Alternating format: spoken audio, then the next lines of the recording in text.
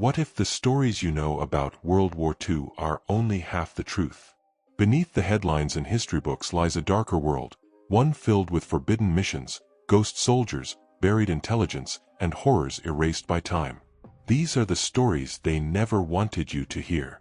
And once you do, you may wish you hadn't. The winter of 1944 clawed at the Ardennes forest with a bitter, bone-splintering chill. Snow blanketed the dense trees, muffling footsteps and artillery alike.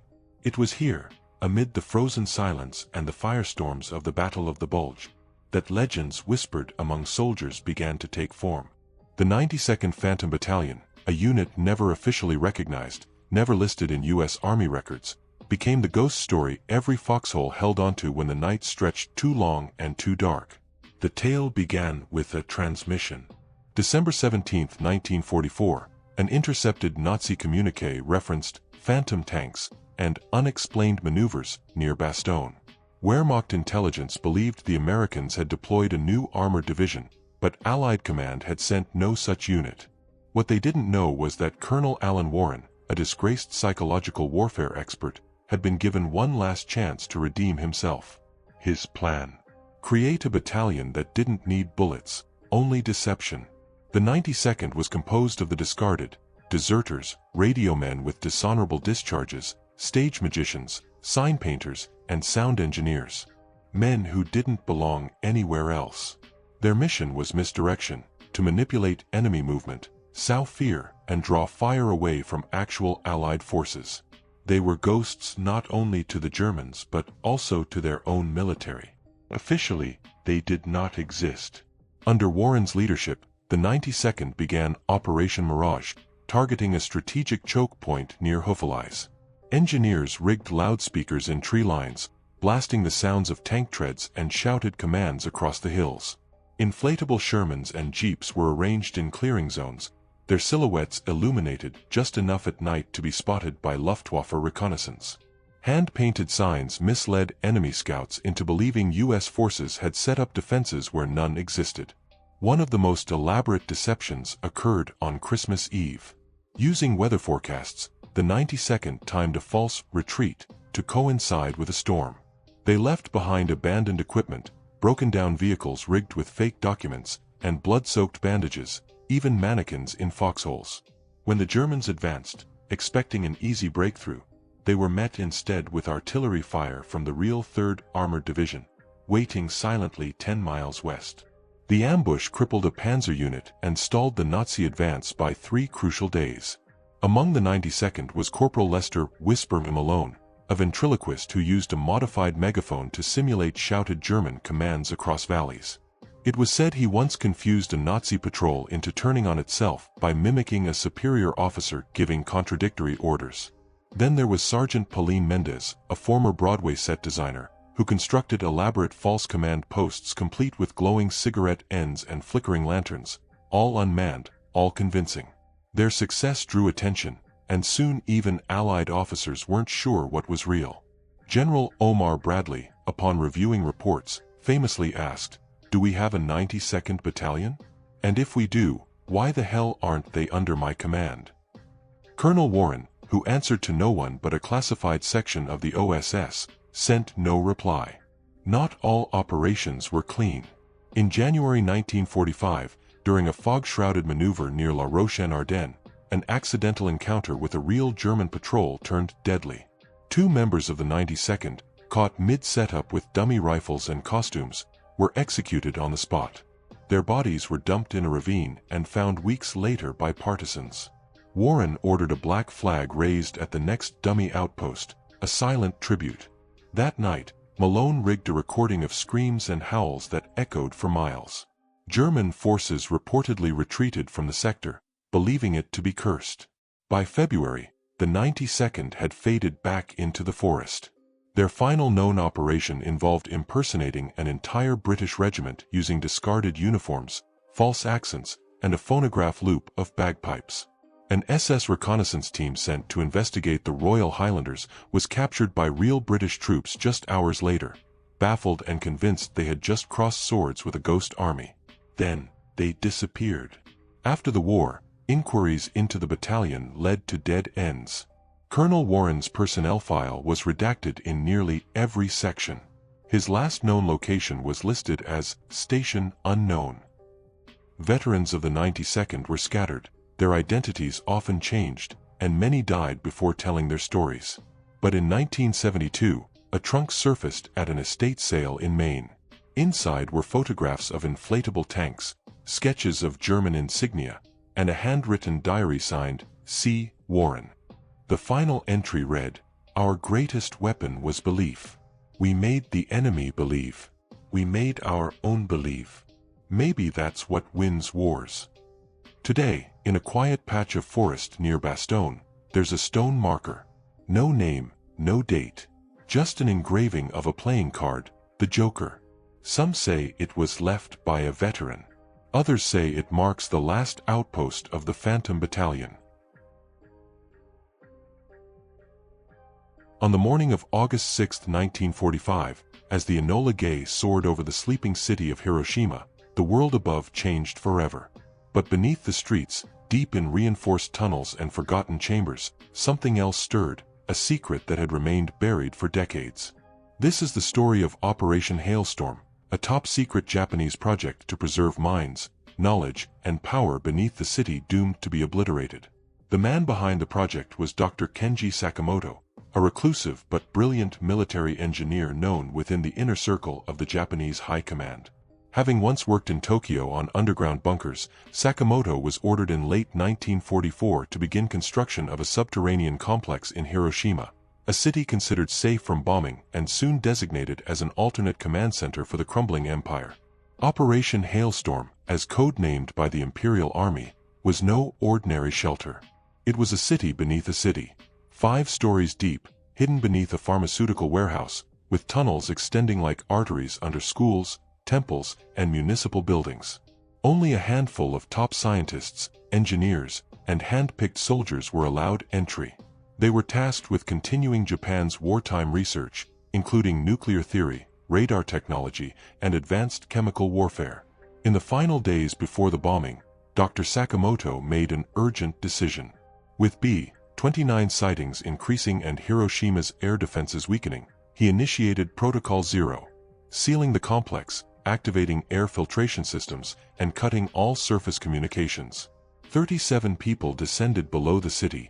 None were ever seen again. The U.S. military never discovered the facility. Post-war reconstruction buried the remnants under layers of new development. Urban legends surfaced in the 1960s of strange humming beneath the city at night, of workers digging a new subway line who hit steel doors and heard knocking from the other side. But nothing was ever confirmed. Until 1998. In that year, during renovations near the former Shiroyama Pharmaceutical Company building, a construction team unearthed a reinforced hatch beneath the concrete floor. When they attempted to open it, radiation sensors spiked briefly, then dropped. The site was quietly cordoned off and passed to the Japanese self-defense forces. Rumors of foreign agents, American observers, and a rapid concrete pour to reseal the hatch swirled in the local press, before being silenced completely. Decades later, in 2021, Sakamoto's granddaughter, Emiko, discovered a small lacquered box while cleaning her late mother's storage room. Inside were blueprints, letters signed with her grandfather's initials, and a brass key engraved with a stylized lightning bolt, the same symbol seen on old Imperial weapons research documents. Among the papers was a map, faded and water-stained, showing a tunnel route starting from a riverfront sewer junction leading to a structure labeled simply as Zone H. Driven by obsession and doubt, Emiko reached out to a fringe group of urban explorers in Tokyo. With handheld Geiger counters and portable oxygen tanks, they entered the sewer system late one April night, descending beneath the streets armed only with flashlights and copies of her grandfather's map. After hours of crawling through decay and history, they found it, a sealed iron door with a lightning bolt carved above a faded warning in kanji, knowledge below, death above. Do not open. What happened next remains a mystery. The footage recovered from Emiko's camera, now widely circulated on conspiracy forums, shows her inserting the brass key. The door creaks open. A gasp. Darkness. Then silence. 3 of the 5 explorers returned, shaken and incoherent. One died months later of a rare lung infection. Imiko was never found. But a second camera was later discovered in a drainage tunnel, its final image frozen on a flickering screen. A long hallway, perfectly preserved, with banners of the Imperial Navy and racks of ancient computers still humming with life. What lay in that facility, operational after 80 years, remains unknown. Some claim survivors or their descendants formed a cult-like society, guarding long-lost wartime knowledge. Others suggest the Japanese government, with American collusion, now uses the site as a covert tech research lab. A few believe Dr. Sakamoto, a genius ahead of his time, built systems that allowed his team to survive far longer than anyone imagined, perhaps even generations. Officially, Operation Hailstorm never existed. No records, no personnel, no trace of Dr. Kenji Sakamoto after July 1945. Yet in Hiroshima, the whispers remain. In certain parts of the city, strange power fluctuations occur. People report hearing a soft mechanical hum underground when the streets are quiet after midnight. A retired subway worker once claimed he followed a maintenance tunnel to a dead end that wasn't there the day before, and saw fresh footprints in the dust leading nowhere.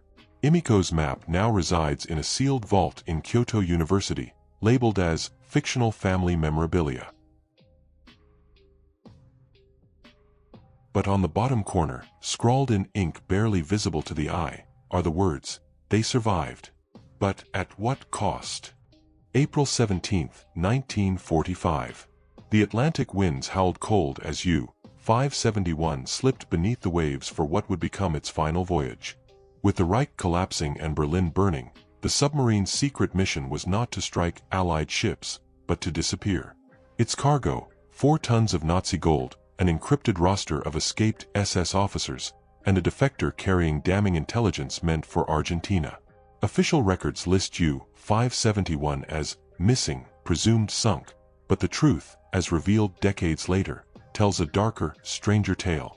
U-571 was under the command of Captain Lieutenant Lucas Fischer, a decorated but increasingly disillusioned officer. He had served the Kriegsmarine since 1938, surviving convoy raids, depth charges, and Arctic patrols. But by 1945, Fischer had seen the futility of Nazi fanaticism and had begun corresponding secretly with Allied agents via neutral Swedish diplomats. Those letters, now declassified, suggest he agreed to trade Nazi intelligence for asylum, but on one condition: the crew of U-571 would be left untouched. On its last mission, U-571 departed Bergen, Norway, under the guise of escorting a supply convoy. In reality, it was bound for a hidden rendezvous off the Patagonian coast, where shadowy factions within the Nazi hierarchy hoped to regroup and re-establish control. Among the passengers was SS Sturmbannführer Dieter Mahler, a ruthless intelligence officer who had orchestrated mass executions in Eastern Europe and now sought refuge beyond the reach of Allied justice. Below decks, tension simmered. Fischer distrusted Mahler, whose presence was forced upon him by Berlin. The gold was sealed in reinforced containers, bolted to the floor. The defector, a brilliant cryptographer named Annika Voss, occupied the captain's quarters under constant guard. She carried microfilm reels containing information about Nazi nuclear research, classified communications, and a list of sleeper agents embedded in post-war governments, information that could destabilize the world if it reached the wrong hands. On April 22, a storm struck hard, and U-571 dove deep to avoid detection. Somewhere near the Greenland shelf, its signals vanished. No distress call. No radar contact. Nothing. The war ended. The wreck was never found. Until 1991. A marine archaeology team, searching for lost Cold War sonar buoys, came across an anomaly 3,000 meters below the surface. Side-scan sonar revealed an intact submarine, hull surprisingly preserved. The location was kept secret, but word eventually leaked, and a covert recovery operation began. Inside, divers found the remains of 28 crew members. No signs of escape. The gold was still there. So were the encrypted logs. But something was wrong. The logs stopped abruptly on April 23 with an entry from Fischer: "We have lost control. Mahler has taken the bridge." Voss is gone. The crew is dying not from pressure, but from fear.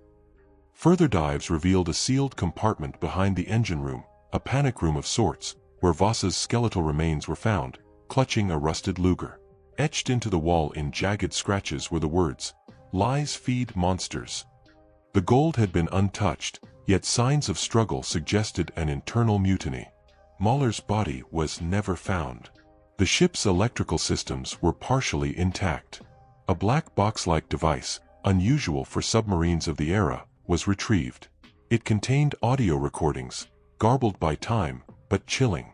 One tape featured Mahler's voice, ranting about the fire to come, and cryptic references to the Southern Sanctuary and Project Morgenrot. Another recording captured a crewman crying out, "We are not alone down here." The most disturbing discovery was a log entry written by a junior officer. "Something stalks the corridors at night. We no longer trust the water. The gold watches us." Speculation exploded. Had Mahler killed the crew to keep the gold? Did Fisher try to scuttle the ship? Or did paranoia and darkness drive the men mad? More fantastical theories claimed the gold was cursed, looted from Jewish temples and Balkan monasteries, imbued with centuries of blood and betrayal. The cryptographic reels Voss carried were handed to intelligence agencies. Their contents remain classified. But in 2007, an anonymous whistleblower leaked 3 names from the list, one of whom was a prominent NATO official. Within months, the source died in a car accident under suspicious circumstances. The wreck was resealed and reburied in a controlled implosion. No official records acknowledge the find. But private investigators, treasure hunters, and ex-intelligence officers continue to search for U-571's sister cargo, rumored to have been split off in a decoy mission. Today, at a nondescript museum in Bergen, one exhibit displays a recovered compass from a U-boat, cracked and warped by pressure. Next to it, a small plaque reads, "The sea holds its secrets. Some should stay buried." But those who know, those who listened to the tapes, who saw the film reels, understand one thing. U-571 was not just a submarine. It was a vault for a dying regime's final gambit. And somewhere beneath the Atlantic, the ghosts of that mission still drift through the dark. When the Nazis marched into Warsaw in 1939, they brought with them not just tanks and rifles but fire. Libraries were among the first targets. Books were burned in piles. Museums were looted. Intellectuals were rounded up or disappeared. But amid this cultural genocide, a quiet rebellion ignited in the most unlikely of places, a library. Zofia Nowak was 31 when the occupation began. A lifelong bibliophile, she worked at the Warsaw Public Library on Kosakowa Street. Small in stature, with spectacles perpetually sliding down her nose, Zofia was underestimated by most. That would be the Nazis' first mistake. The Warsaw resistance was fractured in the early years, splinter groups with different leaders and methods. Communication was dangerous and often fatal. What Zofia recognized, however, was that every resistance member needed the same thing: safe passage, information, and hope. And so she used what she knew best: books. Under the cover of the library's still functioning reading room, Zofia began building a network. Certain books, when requested, were signals. Asking for Pan Today Ausch meant you needed ration cards. The Odyssey meant you were hiding a Jew. Faust meant you needed a weapon. Beneath the covers of these volumes, hollowed compartments hid maps, forged papers, currency, or coded notes. Her colleagues, some willingly and others unknowingly, became conduits in a growing network that stretched across the city. Zofia's greatest creation was the Archive, a secret underground chamber beneath the library's east wing. Officially, the area had been bombed during the siege and closed off. In reality, it became the resistance's hidden nerve center. Inside, Zofia kept records of Nazi troop movements, lists of informants, ration ledgers, and the names and addresses of families hiding Jews.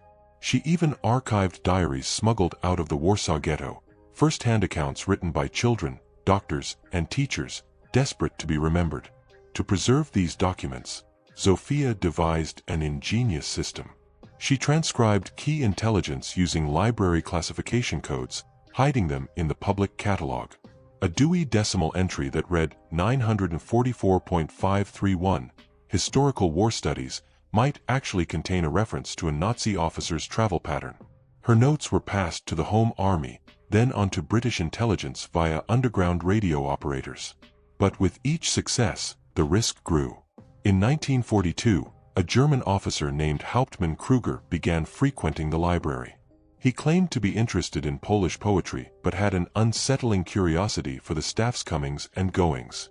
Zofia grew cautious, limiting operations and sealing off the archive. Still, Kruger's presence loomed. One day, he requested the doll by Boleslaw Pruss, a signal book. Zofia froze. Either the resistance had been compromised, or Kruger was bluffing. With trembling hands, she handed him the wrong volume and waited. He did not react. That night, she moved the archive. Every document, every artifact, was boxed and moved in wheelbarrows by candlelight through sewer tunnels to a new location beneath a ruined chapel 3 blocks away.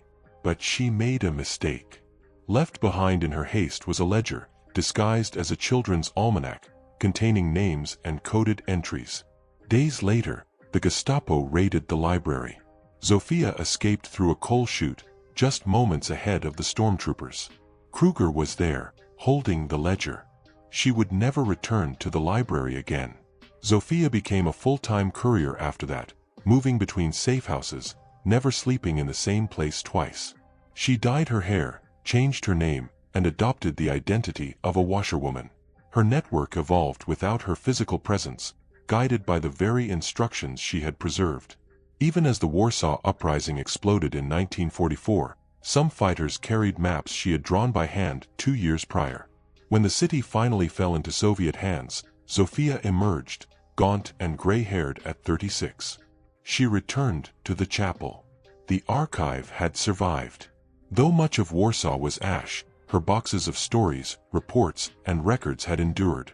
In 1946, she donated the collection anonymously to the newly forming Historical Institute of Poland. It arrived under the label WSA, Warsaw Stories Alive. Few knew her name. Fewer still knew her face. She refused interviews and never published memoirs. But the documents she saved formed the basis for war crimes tribunals and became primary sources in post-war histories. In 1981, a journalist writing an exposé on forgotten war heroes tracked her to a tiny apartment in Gdansk. There, Zofia, now blind, still unmarried, and surrounded by books, granted a single interview. When asked why she did it, she said simply, "They wanted silence. I gave the city a voice." She died in 1982. At her funeral, a dozen people gathered. But when news of her true identity reached the public, flowers flooded the cemetery. Veterans, survivors, historians, children of the resistance.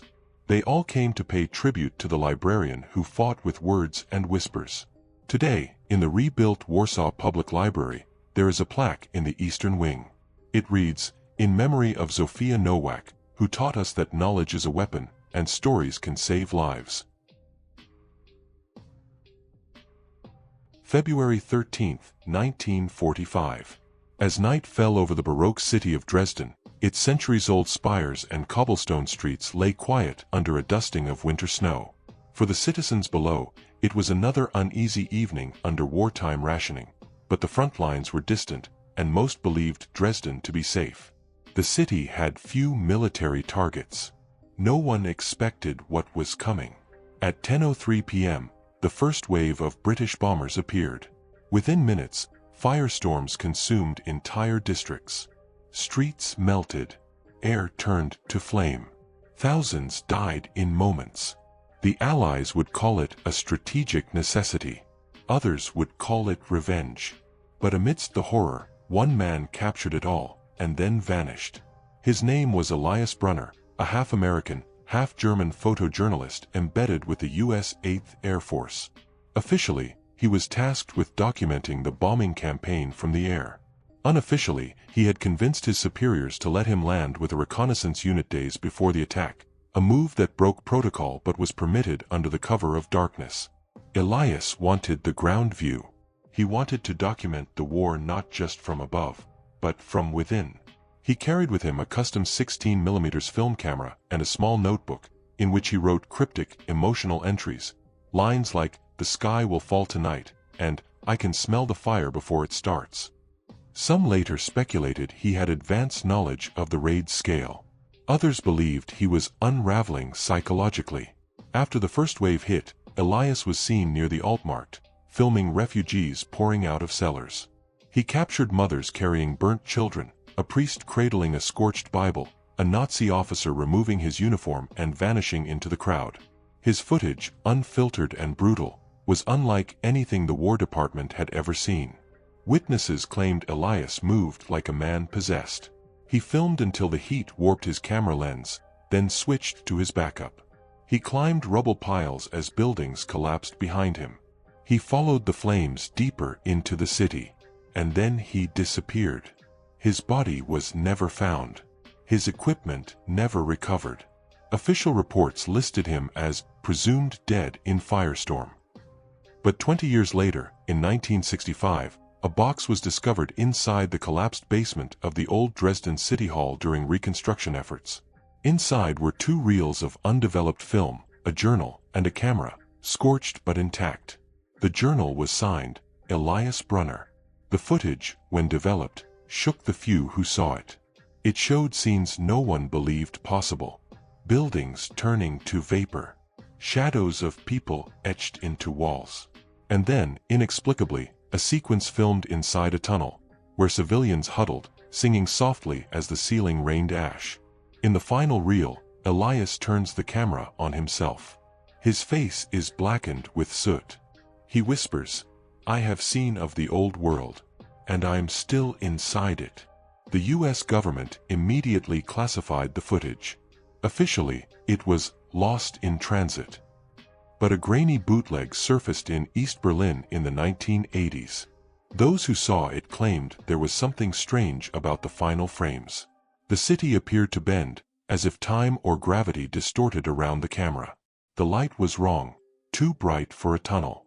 Some even insisted they could hear a heartbeat beneath the audio. A few said they saw figures moving through the flames, untouched, watching Elias. Conspiracy theories erupted. Some claimed Elias had stumbled upon an experiment gone wrong, that Dresden had been chosen not for its military insignificance, but because of something hidden beneath it. Others believed the bombing had torn a rift in space and time, and Elias had filmed the crossing point. His camera was placed in a museum in Stuttgart, briefly. Visitors complained of nausea when viewing it. A curator allegedly heard the camera clicking at night, though the film had been removed. Within months, it was quietly taken off display and stored in archives labeled non-functional exhibit. The last confirmed sighting of anything linked to Elias came in 2002, when a man claiming to be a retired MI6 technician mailed an undeveloped photograph to a historian in Leipzig. The image was faint, almost a blur, but it appeared to show a figure standing amid ruins, holding a camera. The back of the photo was signed E.B. No further contact was ever made. The technician was found dead in his home 3 weeks later. Cause: heart failure. Age: 49. Today, Elias Brunner is a ghost story among war correspondents. They speak his name with awe and caution. Some say he captured the truth of war so clearly that reality itself tried to erase him. Others think he's still out there, buried beneath Dresden streets, frozen in time, still filming. The reels recovered in 1965 were digitized by a private researcher before they vanished into government vaults. In the last few frames, if you pause just right, you can see Elias's reflection in a broken store window.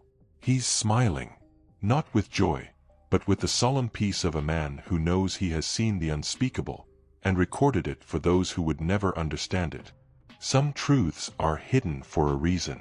Buried under rubble, locked behind classified files, or silenced by death itself. But now that you've seen what lies beneath the surface of history, there's no turning back. These stories are no longer forgotten, and neither are the consequences of knowing them.